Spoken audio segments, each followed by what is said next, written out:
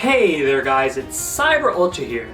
The holiday season is always a fun time to spend with family and friends, and it got me thinking about Mario Kart.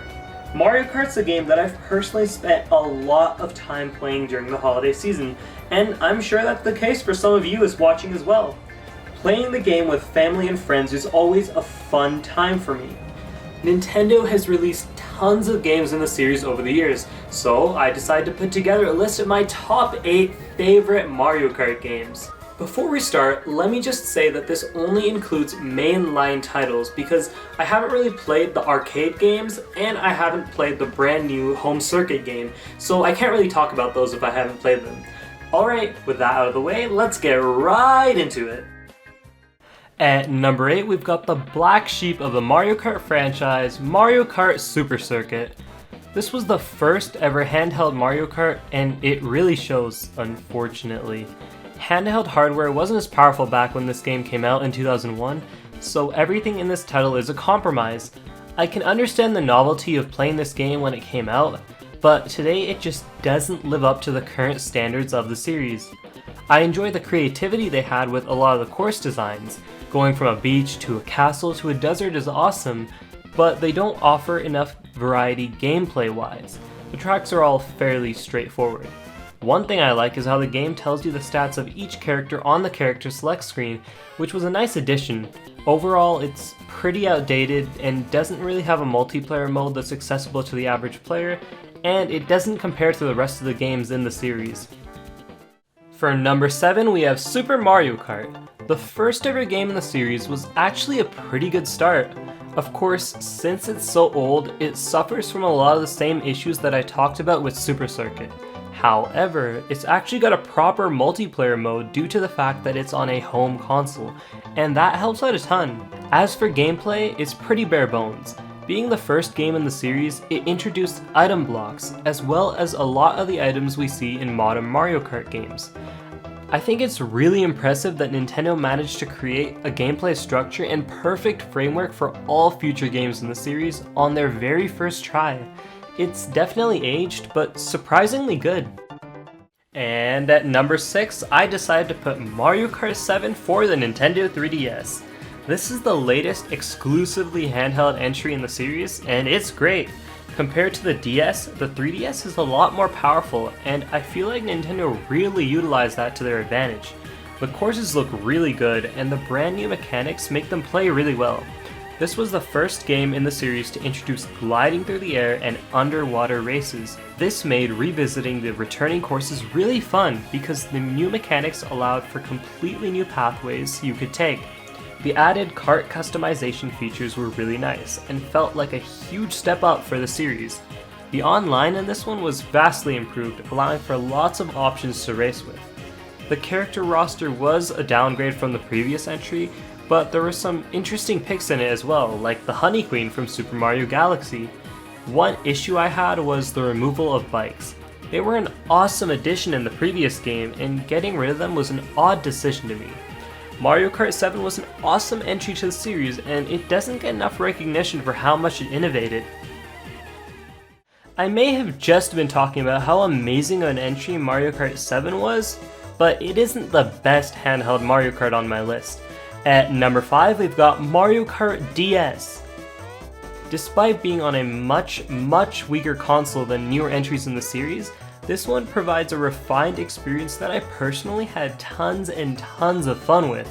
The brand new courses in Mario Kart DS were all really well designed and had tons of surprises.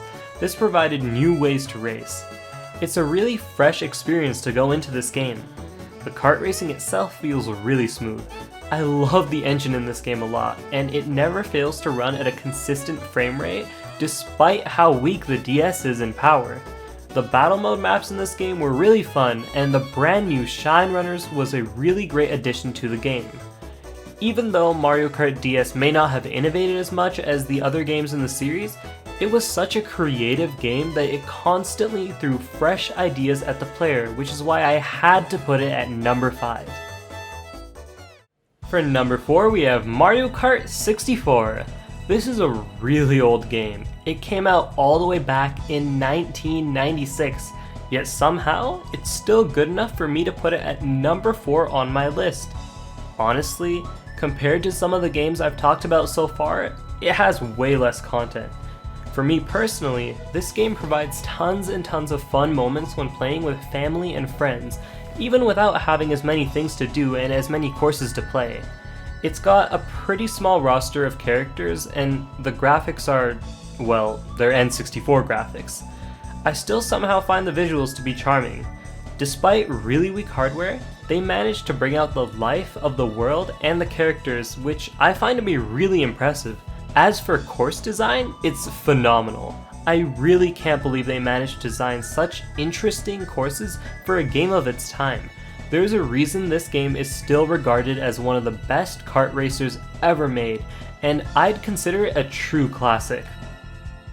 At number 3 on my list, I'm putting Mario Kart Wii. This is definitely one of the most divisive picks on my list. Some people absolutely love it, and others hate it.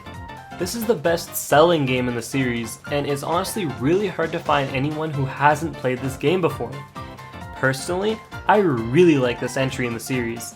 It may be extremely unbalanced in terms of its items and game mechanics, but that's part of what makes it fun.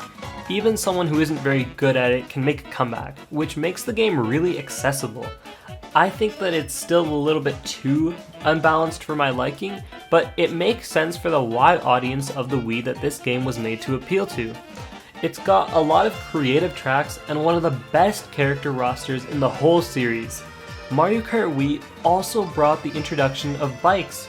On one hand, they're an awesome addition, and on the other hand, they made them way better than regular karts, which added to the horrible game balance. It may be pretty flawed, but I personally found lots and lots of enjoyment in this entry in the series. For number 2, we've got Mario Kart Double Dash, which also means that you already know which game is number 1 by process of elimination.